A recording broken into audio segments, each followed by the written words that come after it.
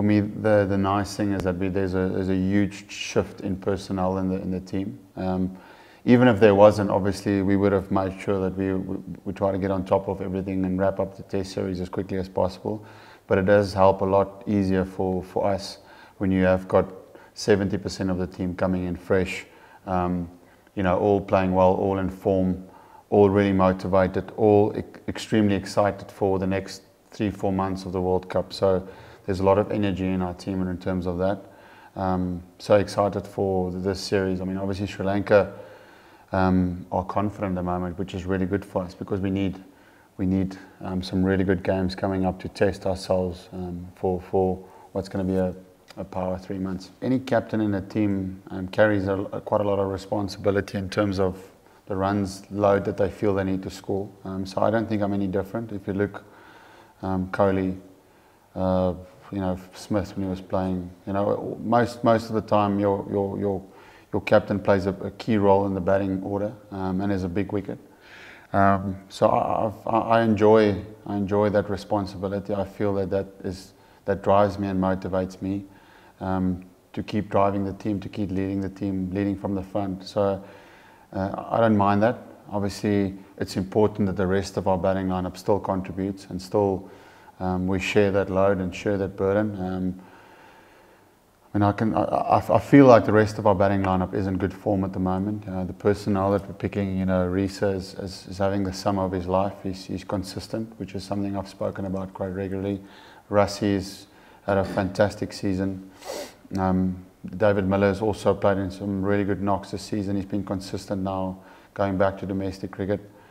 So I feel the batting unit is in a good place, but it is something that's important. If you want to win a World Cup, you can't rely on one player. So we'll have to have 3 or 4 guys that hit form in different stages of the tournament because it's such a long tournament. So I think as long as we've got guys in form, that will take care of itself. He's had a lot of opportunity playing for the one-day side, and then didn't get opportunity again because obviously Rassi came in and Rassi grabbed his opportunity with both hands. So it's not like Aiden is out of our plans. We know exactly where Aiden fits in. He's a quality player, but someone like Rassi coming in has obviously done really well. So he's taken a little bit step ahead of Aiden.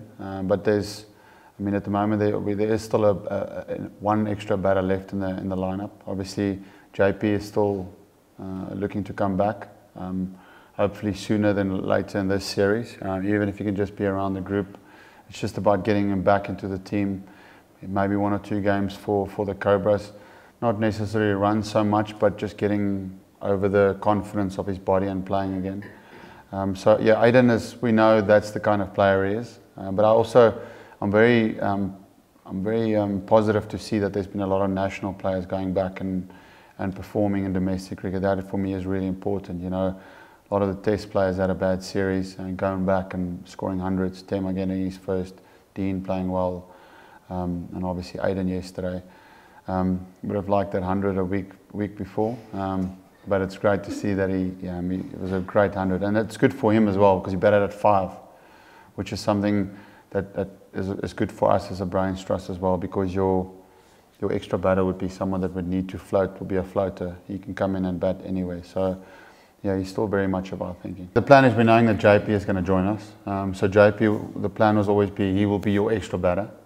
So if he plays, then you'll have 6 frontline batters and your all-rounder at 7, which is the balance that we've been talking about. What it has done, JP not being available for the first 2 games definitely, is it gives an opportunity to look at your all-rounders. So it's created us a little opportunity to make sure that we have a really good look at what we wanted to see, because obviously we said a lot now that we need a batting all-rounder in our balance. So what that creates is you can bring a number 6 and a number 7, 2 all-rounders in. Yes, possibly one position too high for your all-rounder to bat, but it is that responsibility of scoring runs, going out there, showing that possibly you are the guy that will be that batting all-rounder. So it's definitely not part of our plans moving forward, but I think it's a nice problem that we have now, because you give that responsibility on the all-rounders go and prove that they can score runs. So I like that. I like that responsibility for this first 2 games. They're a better one-day team than a test team, but they've proven that theory pretty wrong. But obviously Malinga comes back, very experienced guy that didn't play against us last time in Sri Lanka when we beat them. Conditions-wise, once again, I don't know what we're going to get.